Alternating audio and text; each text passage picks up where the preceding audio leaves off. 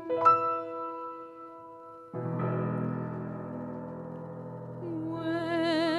I survey the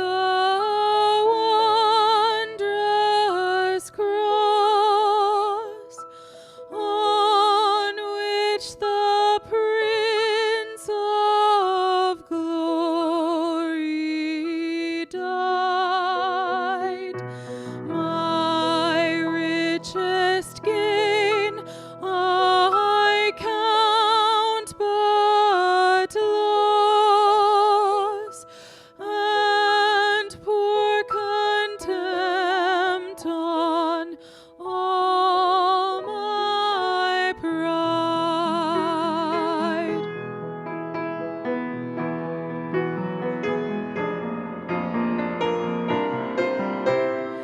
Forbid it, Lord, that I should boast, save in the death of Christ my God.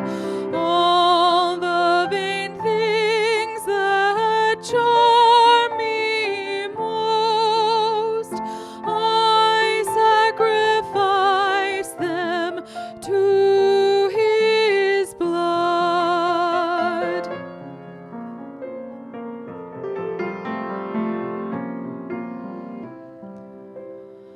See from his head, his hands, his feet, sorrow and love flow mingled down. Did e'er such love and sorrow meet, or thorns compose so rich a crown?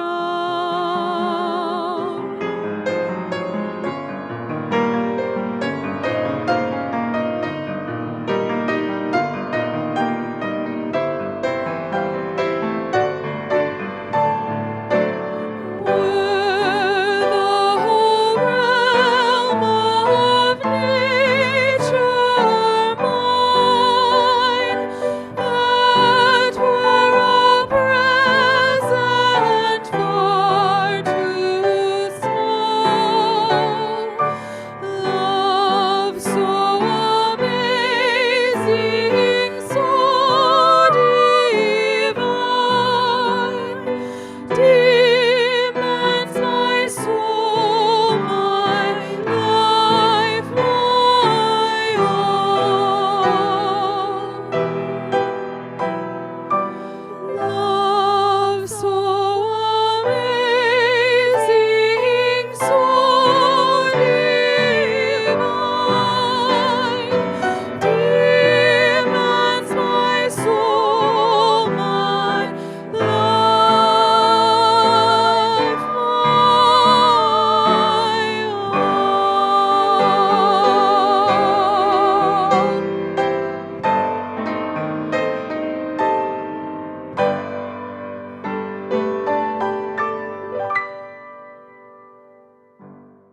Welcome, Little Church Lake of Grace. If you haven't met me yet, I'm Richard Grutas. I am the Student Ministries Director here. But today I get the honor of sharing with you about Good Friday. If you're a Christian, you know that today, of course, is the Friday of Holy Week. We started the Lent season with Ash Wednesday, and then most recent Sunday was Palm Sunday, and then Maundy, Thursday, and here we are, and we land on Good Friday. There's so many different events that led up to it, but I just want to share a couple of them, and just to give you a picture of what is going on in this account of Luke. So in Luke 2 is the birth of Jesus to a virgin. This seems crazy. The prophecies were coming since the Old Testament that the Messiah, the new king, would be born to a virgin. At the end of Luke 2, we see Jesus is in the temple, and his parents can't find him, and he's like, hey guys, I'm about my Father's business here. In Luke 3, John the Baptist prepares the way Jesus is baptized, and a voice from heaven speaks, "You are my son, whom I love."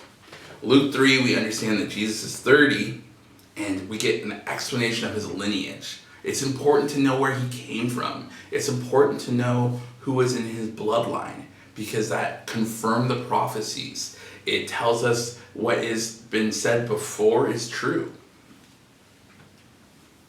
Luke 5, we see the first disciples being called. We see the semblance of what is going to be the new church, the people who are going to be Jesus' followers and his leaders. In Luke 20, Jesus' authority is questioned for the first time. People are wondering, who's this guy who's performing miracles? Who's this guy who says he's the king? Every chapter we see more and more Jesus preparing what is to come.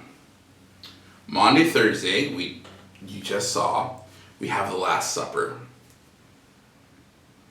People betrayed Jesus, people ran away, people acted different than we thought they were. And here we are, where I would like to land, Luke 23 and Good Friday. So if you have a Bible, read along with me. Luke 23, the death of Jesus. It was now about noon, and the darkness came over the whole land until 3 p.m. For the sun stopped shining, and the curtain of the temple was torn in two. Jesus called out with a loud voice, "Father, into your hands I commit my spirit." When he said this, he breathed his last. Wow. Obviously, as Christians, we know Sunday is coming. However, I would challenge you to put yourself in the shoes or the sandals, right context, right time, of new believers from this time. They had just joined this Jesus guy who is performing miracles, who potentially is going to be the ruler of the Jews who've been tossed around from group to group. And he was going to make their time on earth the best of the best. And maybe there's some of you right now who felt walking with Christ was going to be the best of the best. And maybe this last year really hasn't been what you thought it was going to be. Maybe it's been lonely and gloomy, and maybe it's not what you signed up for. And the amazing thing is, because of the story here in Luke, because of what happened to Jesus, we can now relate a little bit better. And another thing that I feel like it gives us another glimpse into maybe what they were feeling or how you've been feeling this last year is urgent care, right?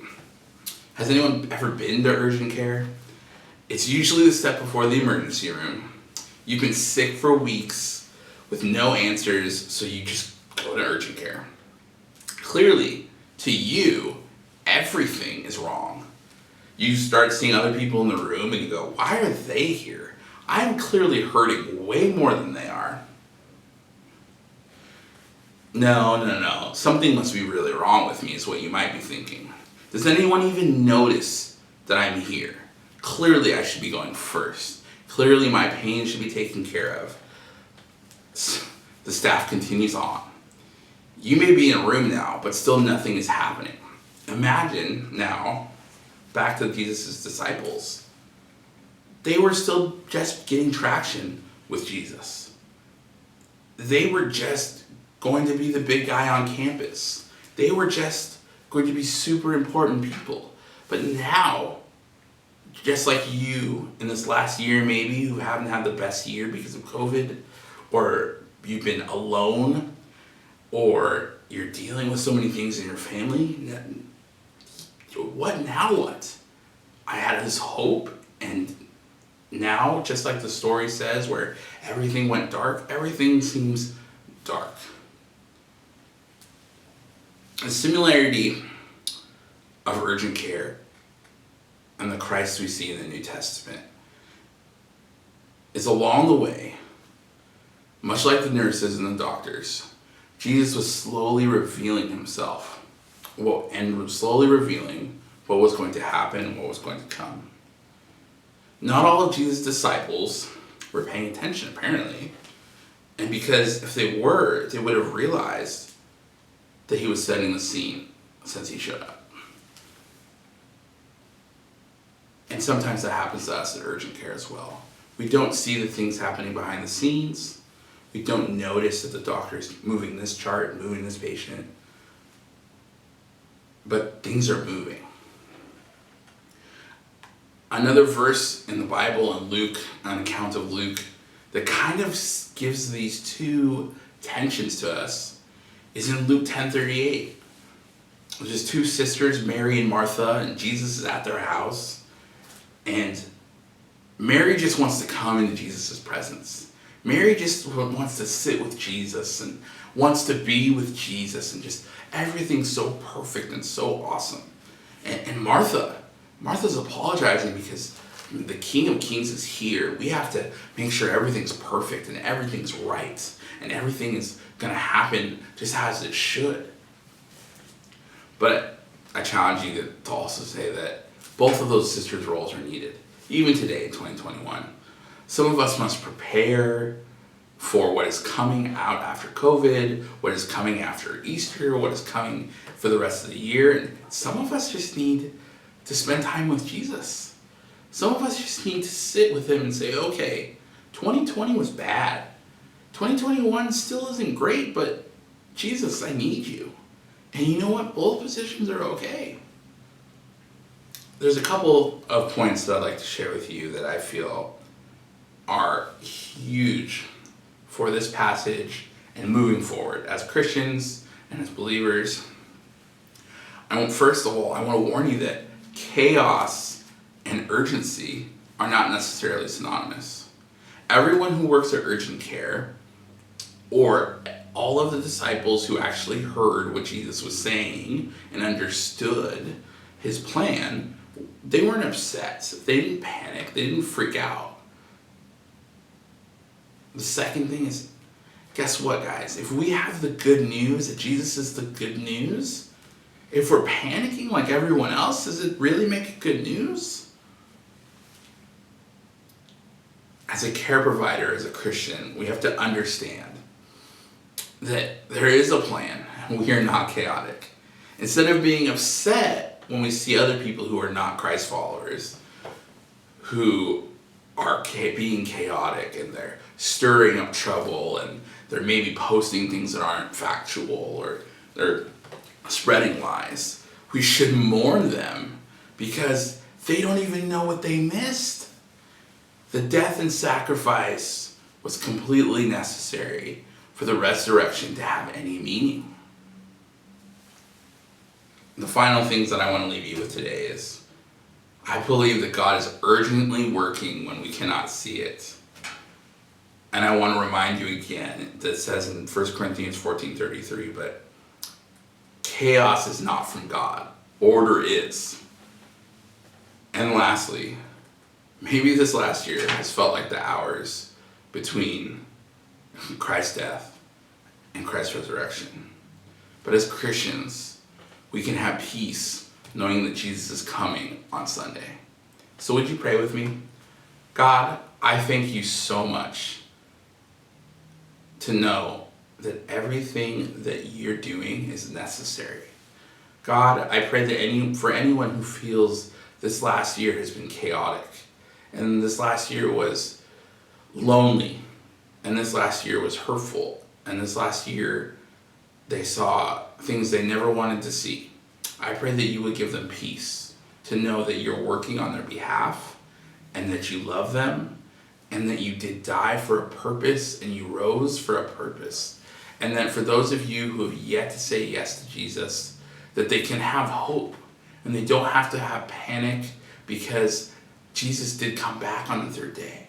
There is good news. It didn't end here. It was just the beginning. So Jesus, I thank you for everything you've done in our lives and are continuing doing. In your name we pray. Amen.